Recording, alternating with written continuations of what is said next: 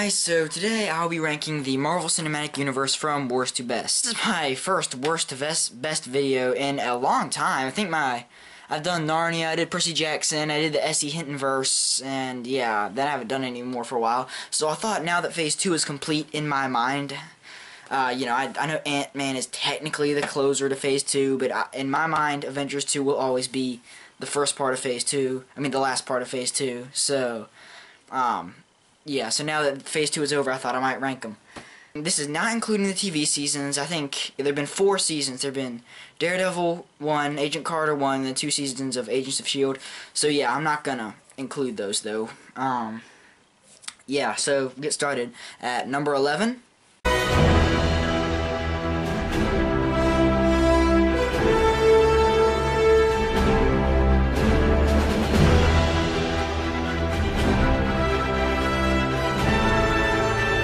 So, Iron Man 2, I don't know what I didn't like about this one. I mean, to be honest, it's just that it was barely even a movie. I mean, it just was a bunch of scenes that was just kind of strung together. It didn't really feel like a movie or anything. The villain was really overshadowed. I mean, Mickey Rourke is supposed to be the villain, but Sam Rockwell completely overshadowed him so that Mickey Rourke was barely even in the movie. To be honest, this movie was boring. I mean, I sat down and watched this movie with my dad, and I got so bored I could not pay attention. That's only happened a few times. Even with Ang Lee's Hulk, that didn't happen. So, yeah. However, the acting is still good. I don't think there's any of these movies that have bad acting. So yeah, let's get on to number 10.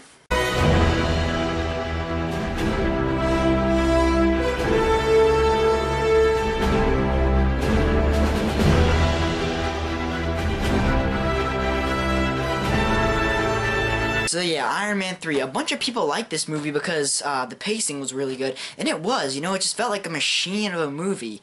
But I just found this movie not interesting. I mean, there wasn't anything bad about it, I guess. I mean, all the actors were good, like Robert Downey Jr., Guy Pearce, Ben Kingsley, Gwyneth Paltrow, Don Cheadle. They all did good. But, I don't know, I don't know. Another thing, there was a few more kind of moronic decisions made. Like, Tony Stark just tells the international terrorist his address. Like, that's like if I just went and publicly on the news told, I don't know, the leader of ISIS my address and then, said a bunch of bad things about him. I'm like, no, you don't, why? Let's go to number 9.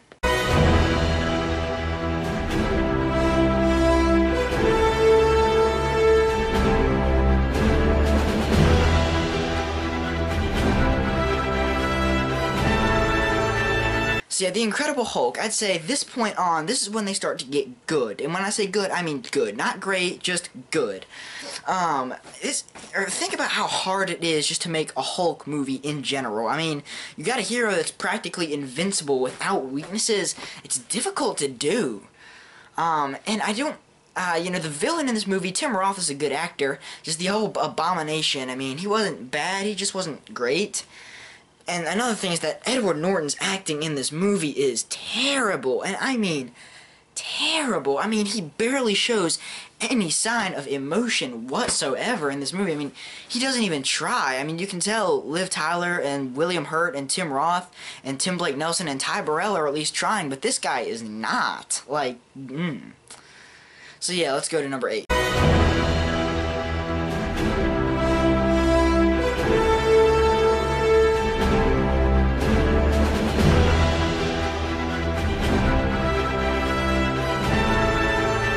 So number 8 is the first Iron Man. A lot of people love this movie a lot. It's the first introduction to the MCU, and I mean, I just didn't like it, probably just because I don't like Iron Man. I mean, I just think he's a dumb hero. No offense to Robert Downey Jr., but I'm just like, I don't know. I mean, I don't know, he's just not a very interesting superhero. This did have good actors, though. This movie did have a bunch of good performances. And, but another thing is that the final fight was too short. It just felt it wasn't anticlimactic. It was just, this build up. He's fighting, he just kills him, and you're like, Yeah, so, yeah, let's just go to number 7.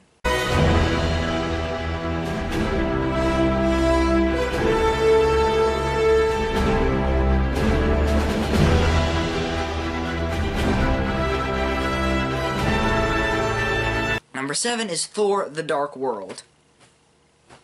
Christopher Eccleston's villain, he was pretty bad, to be honest. He was bland, he was unjustified, and completely overshadowed by Tom Hiddleston as Loki. The movie was also just a little bit too complicated. You know, they're trying to fit in the ether with Loki, with all these different things all in once, and I'm just like, I don't know.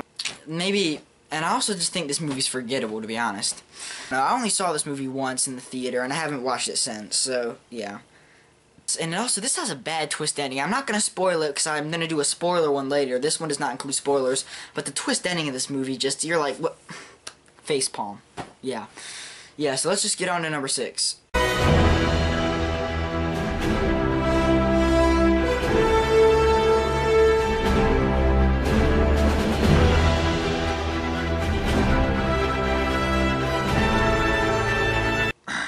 Number 6 is Captain America: The Winter Soldier. Here, I'd say for here on out, this is when these movies are great. These movies from here on out are just incredible, phenomenal, everything to do with everything. This is a good commentary on freedom versus fear. You know, it's kind of anti the drones. You know, they have the 3 helicarriers. They're just going to blow up stuff.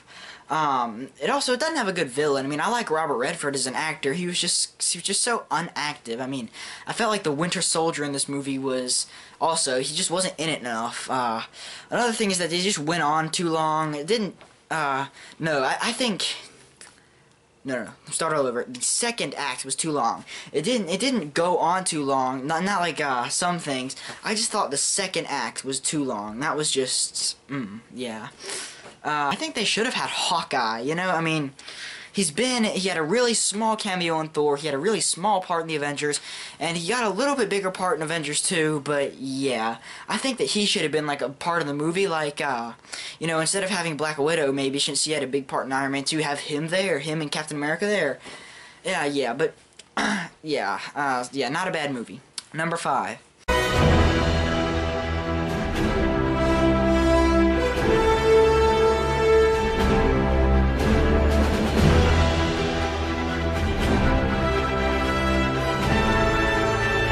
This movie beats out Captain America 2 for just one reason, and that is because it has more heart.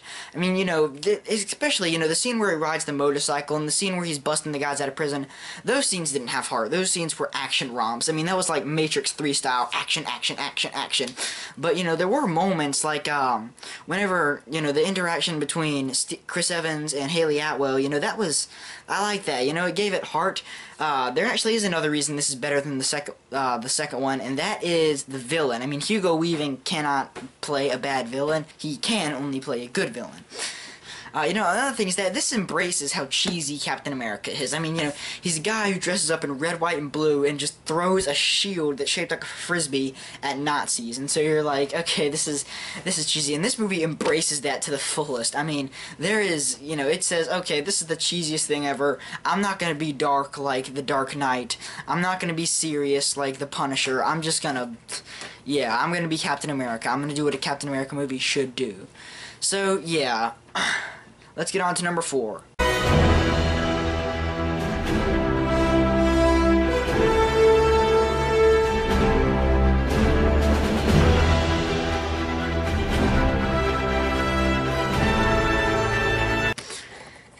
Number 4 is Avengers: Age of Ultron. The movie is not quite as good as the first. You know, this has a great commentary, you know, on, even though humans still cause a lot of their own pain, we still shouldn't kill all the people. This is kind of like this is the same commentary as the first Avengers movie and in Joss Whedon's Angel.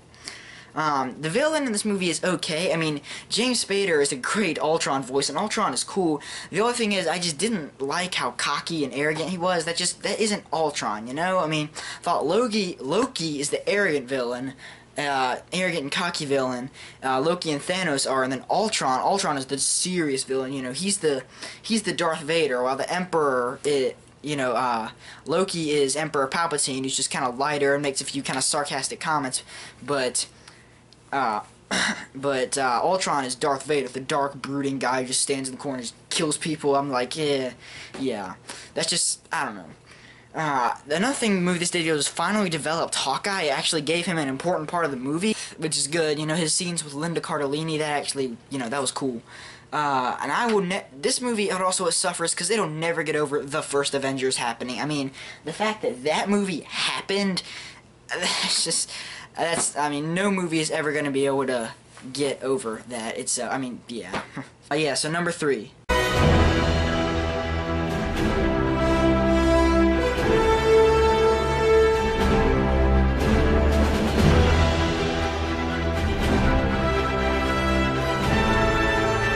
Is Thor.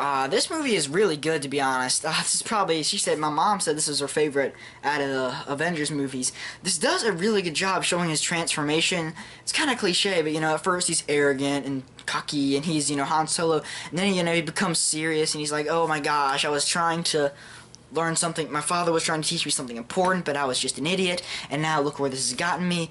Another thing is that the whole robot thing, though, that was just, I'm like, or the Destroyer, whatever they call it. I'm like, I don't know. I mean, I think one, it should have been a little a little shorter, and another thing is that you're like, what? I mean, it was dumb. I mean, the robot thing was dumb in general. It's just this big metal thing that shoots fire out of its eyes. I'm like, no, I want to see another thing go and fight Thor. But yeah. And this thing, however, this did also introduce us to one of the greatest comic book villains ever, and that is Tom Hiddleston as Loki. Such a spot on. He even looks like the ancient Norse drawings of Loki, Tom Hiddleston does. I mean, he was born to play that role. So, yeah, on to number 2.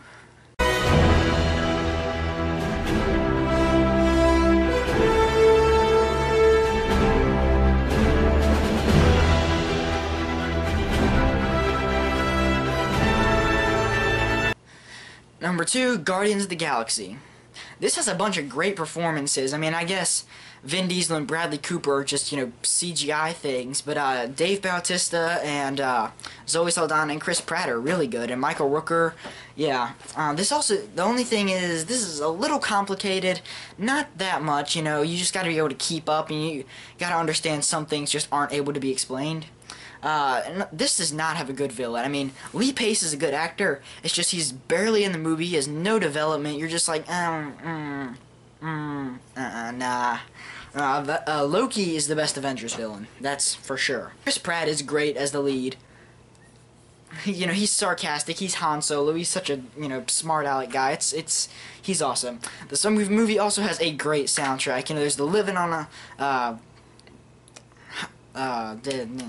there's the High on, Living on a Feeling, Hooked on a Feeling. Yeah, my mind's going blank. And Dust in the Wind, and the song he's singing at the very beginning, I can't quite remember that one. But yeah. So number 1 is obvious, but here it goes anyway.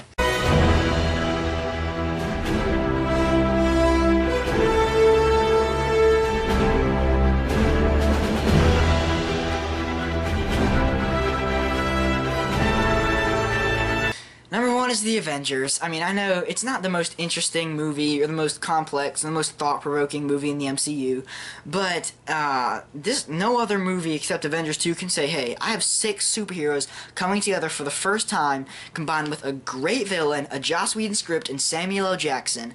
That's just awesome, okay? That's awesome. I wish Hawkeye was developed a little more, but I like what Joss Whedon did, having him be bad for the first little part of the movie, just because, you know, that's a good way to develop a character. It took a little long to kind of, you know, get where it was going, but as soon as they get on the helicarrier, then... I mean, as soon as all 6 of them are on the helicarrier, then it's just straight up epicness, and the final battle is possibly the greatest thing ever. It doesn't feel like there's too much destruction, it's just awesome. And Mark Ruffalo is a perfect Hulk. I mean, you know, he captures how reserved he is, how shy he is. Edward Norton, I think Edward Norton was just a little bit too intense to play the Hulk, and you know, the Hulk's an intense character. He's just not quite that intense. Yeah. So, yeah, all in all, this is the outro. Yeah, that's my list for phases 1 through 2. I'll probably do another one when phase 3 is complete, and I'll do another one with spoilers in a few days, and I'll do another one with TV seasons once I've watched all of them, which I haven't. So, yeah. So yeah, just that's for my list. Did you like it? Did you disagree with it? You know, maybe leave your list in the comments below. Yeah, be sure to subscribe. Bye.